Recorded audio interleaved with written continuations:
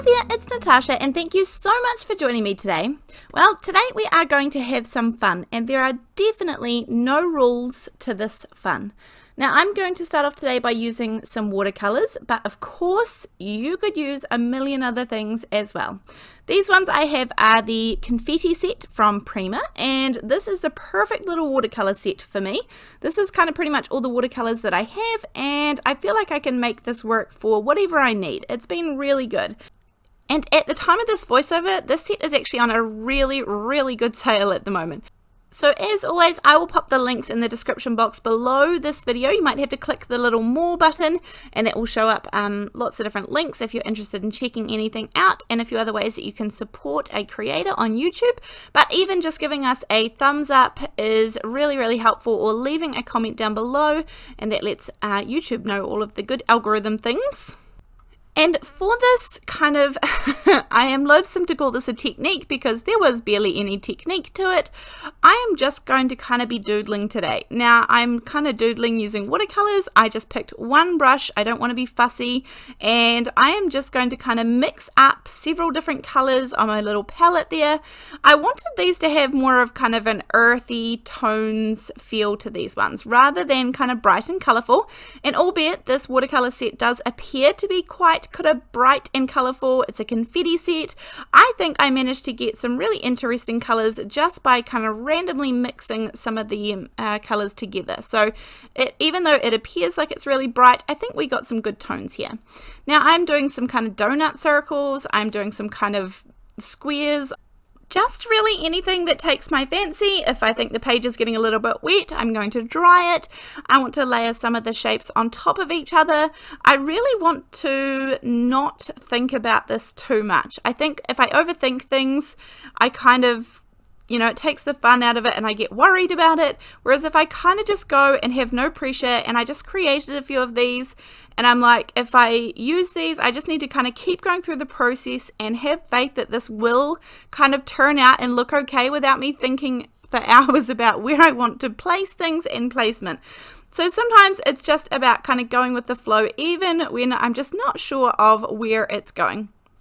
Now, of course, there is barely any technique to this, but I mean, I am just adding more water if I think it looks like it needs to kind of spread out a little bit. I mean, as I said, if you wanted to use different media for this, if you just wanted to use some inks and pop those down on an acrylic block and kind of add more water to give it that watercolory look, water reactive inks are going to be perfect for this. In fact, it is pretty much watercoloring.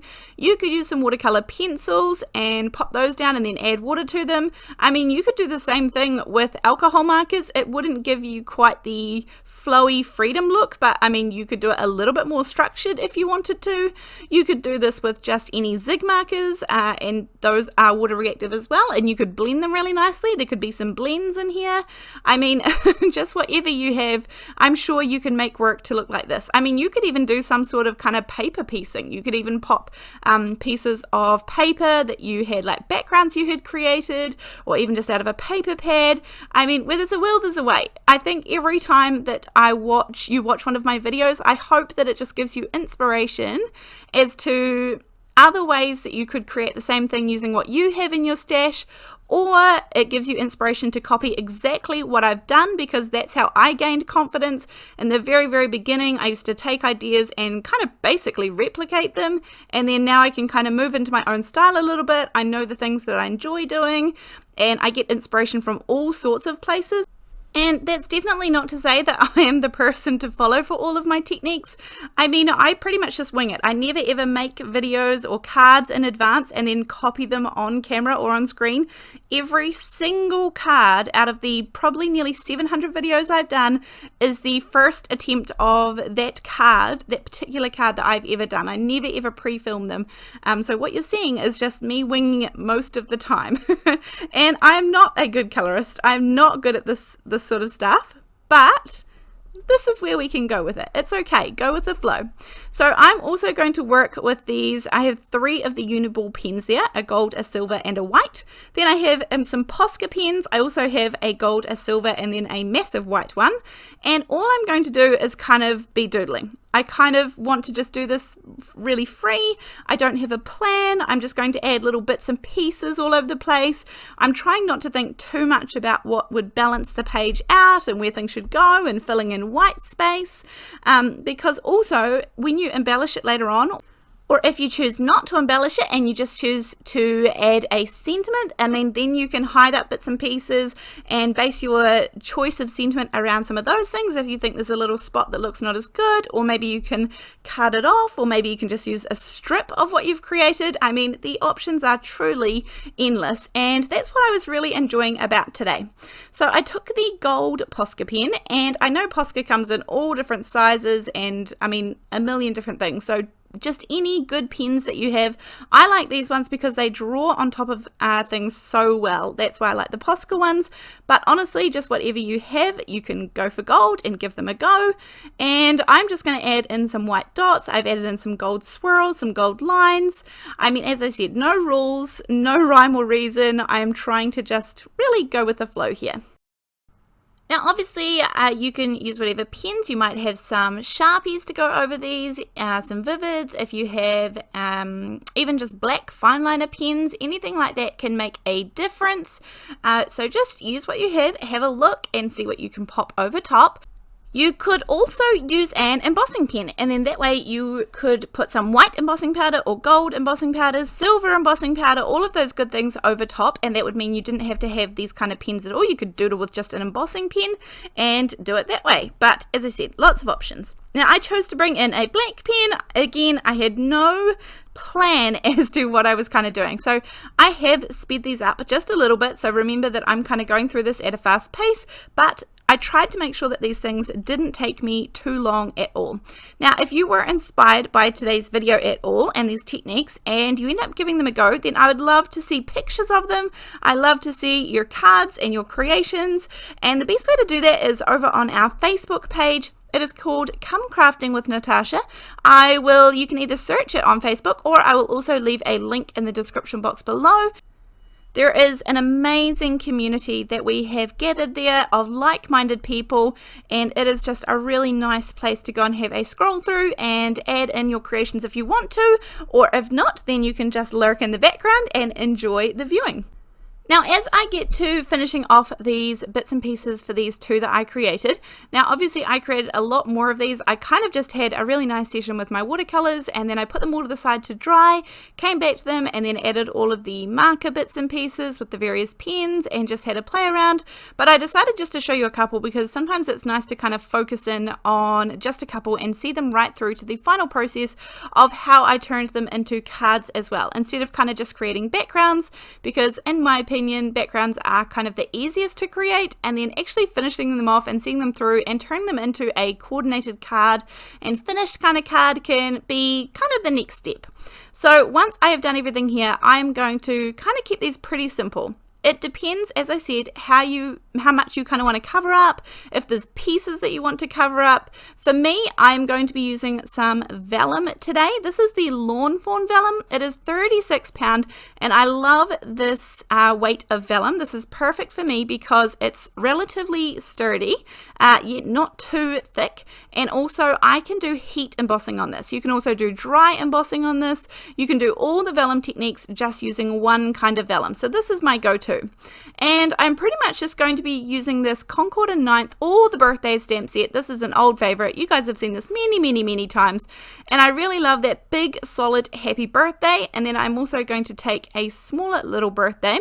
Now I have that piece of vellum in there. I know it's a little bit hard to see, but I also have my sticky grid. So the vellum is sticking down to that. And I'm also putting one little birthday stamp and then the bigger, solid, happy birthday stamp.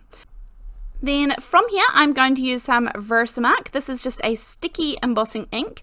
Remember, when you are embossing, it's great to have a re-inker because after a little while, your ink pad is going to get a little bit too dry. So there is nothing more frustrating than embossing with an ink pad that is just a little too dry, and you're going to get a really splotchy effect when you add on your embossing powder.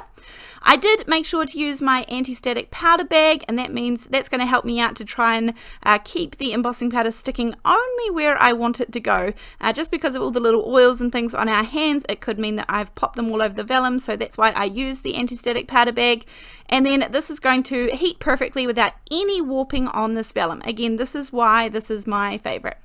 Now to begin with, I did cut this one here with a tiny little border around the outside, but actually I ended up cutting it down just a little bit more so it didn't cover quite as much of the background.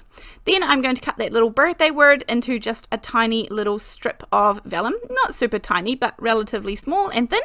And then I decided to go with this really big, bold happy because I wanted that middle space there covered up. It felt a bit funny to me, so I put it in my stamping platform because, of course, at this point I do not want to ruin the background. And I started off using some Morning Mist color. This is a VersaFine clear grey ink pad, and it stamps beautifully, but it felt like it got a little bit lost with that gold color there. So then I stamped it again to make it a little bit darker, and I still didn't quite feel happy. I stamped it again, still didn't feel happy, so then I just went back to my happy black color. So this is a VersaFine Onyx black, so this gorgeous, bold, crisp stamping black ink, and that is going to go straight across the middle. I popped a little bit of double-sided tape just around there on the back, and this little thin vellum strip is going to sit underneath there, so it says happy birthday. These were both birthday cards. But I do think that this could be the kind of card that you could, depending on the background colors that you chose to use, you could really just take this technique and make it for any occasion that you needed it for.